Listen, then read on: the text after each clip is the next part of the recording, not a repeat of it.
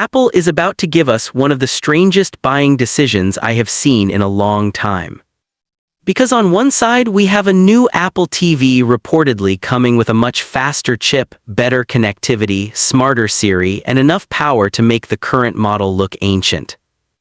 And on the other side, we have a new Mac Mini, a tiny computer that can stream the same movies, run real desktop apps, edit videos, play games, and basically do 100 things an Apple TV simply cannot do. So here's the question. If you're already spending money on another little Apple box, which one should you actually buy? The new Apple TV or the Mac Mini? And before you immediately say Mac Mini because obviously it's a full computer, hold on. Because once you actually put these two into a living room, the answer gets much more complicated. Especially when we get to price. Because there is one Apple TV price where I would buy it without thinking twice, and another where I would seriously start looking at the Mac Mini instead. We'll get to that. But first, let's look at what Apple is reportedly preparing. The current Apple TV 4K is getting pretty old. It arrived back in 2022 using the A15 Bionic, the same generation of chip that first appeared with the iPhone 13. And years later, Apple is still selling that generation. Now, to be fair, it isn't slow. If all you're doing is opening Netflix, YouTube, Disney Plus, or Apple TV Plus, the current box still feels perfectly fine. But the next Apple TV could be a completely different animal. Reports have pointed toward a much newer chip, with the A17 Pro being one possibility. And because Apple has waited so long to refresh this thing, there has even been speculation about something newer. Whatever Apple chooses, the important part isn't simply making Netflix open half a second faster. Nobody is sitting on the couch with a stopwatch. The bigger story is what that extra power could allow Apple to do. Gaming could become much more serious, Siri could become far more useful, and Apple's newer AI features could potentially turn the Apple TV into something much smarter than the box we have today. Add newer wireless technology and deeper smart home integration. And suddenly, Apple TV starts looking less like a streaming stick with an Apple logo and more like the center of Apple's living room plan. Sounds great. Until the Mac Mini walks into the room. Because the Mac Mini takes that entire argument and says, "That's cute, I can run Final Cut." The next base Mac Mini has been rumored to move to Apple's newer M-series silicon, while higher-end configurations could continue with more powerful Pro-class chips. And regardless of the exact chip Apple chooses, this is still a real Mac. You can connect it to a monitor and work. You can edit 4K video. You can code. You can browse with 37 tabs open, while pretending you're definitely going to read all of them later. You can connect external storage, controllers, keyboards, displays, and other accessories. And yes, you can connect it to your television. So why wouldn't everyone simply spend more and buy the Mac Mini? Well, because sitting down to watch a movie on your couch is exactly where the Mac Mini starts losing. Imagine this. It's Friday night, you sit down with some food, you want to watch one episode of something. You grab the Siri Remote, press a button, and Apple TV wakes up. Your apps are right there. Your profile is there. Your watch list is there. The interface is designed to be seen from across the room. That's the entire point. Now do that with a Mac Mini. Where's your keyboard? Where's the mouse? Why is macOS asking you about an update? And why are you moving a tiny cursor across a 65-inch television just to open Netflix? Suddenly that extra power doesn't feel quite as useful. This is the biggest mistake people make when comparing these two. The Mac Mini is obviously more capable. But more capable doesn't automatically mean better. If your only goal is entertainment, Apple TV is built specifically for that job. And it also has another advantage the Mac Mini doesn't really replace. The smart home. Apple TV can act as part of your HomeKit setup and work as a home hub. With newer connectivity expected in Apple's future hardware, that role could become even more important. So if you've got smart lights, sensors, locks, cameras, or other compatible devices around the house, Apple TV isn't just playing Severance. It's quietly doing another job in the background. But now we need to talk about gaming. Because this is where things get interesting. If Apple puts substantially newer silicon into the next Apple TV, gaming performance could take a big step forward. A chip with modern GPU features would give developers much more room to work with. Pair a controller. And for casual gaming, Apple TV could be surprisingly good. But against the Mac Mini, Mac wins. Not because the Mac suddenly has the gaming library of a Windows PC. It doesn't. But you have a full desktop operating system, more flexibility, more storage options, more powerful hardware configurations, and far more things you can actually do with the machine. And if you're a creator, the difference becomes almost unfair. Apple TV can play your 4K video. Mac Mini can make it. Editing thumbnails, audio work, coding, documents, photo editing. This isn't even close. Which brings us to the part that could decide this entire comparison. Price.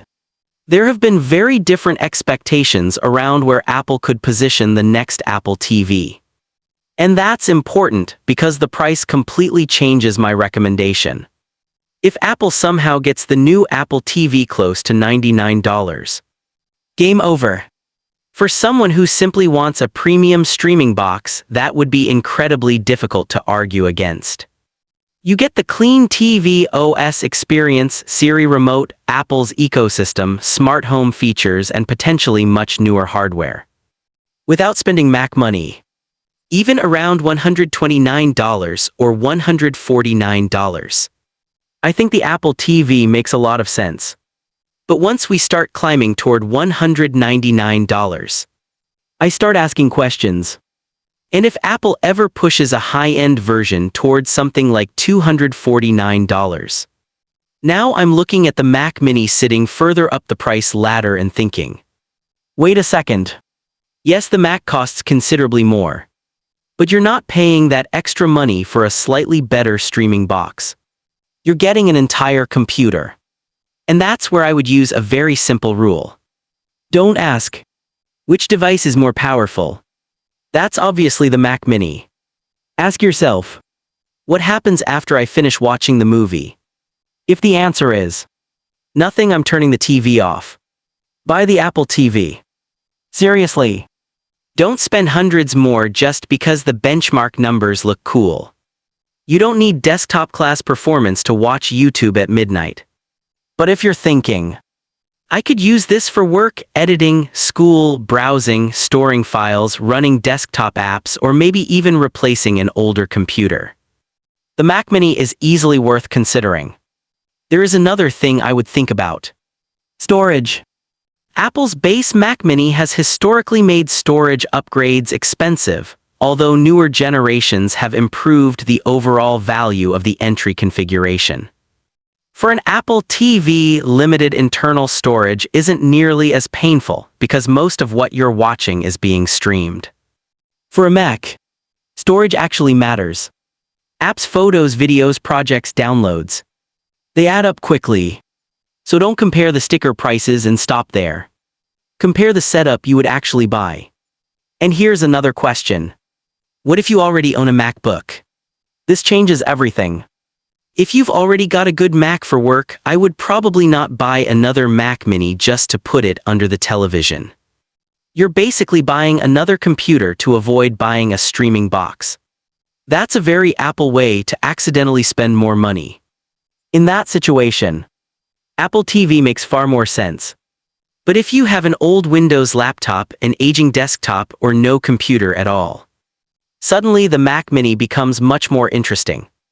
It could replace your computer during the day. Then connect to your entertainment setup when you need it. One little box doing both jobs. So after going through all of this, which one would I actually buy? For a normal living room, Apple TV. It's simpler, cheaper, easier to control, designed around a television, and works beautifully with the rest of Apple's entertainment ecosystem. If the next generation comes in at a sensible price, That's the one I would recommend to most people who just want the best Apple experience on their TV. But for overall value and capability, Mac Mini wins. If you don't already own a capable computer, spending more gets you something that can completely change what you're able to do. You're not just consuming content. You're creating it. And that makes the extra money much easier to justify. So my buying line would look something like this. If the new Apple TV lands around $99 to $149, buy the Apple TV for your living room.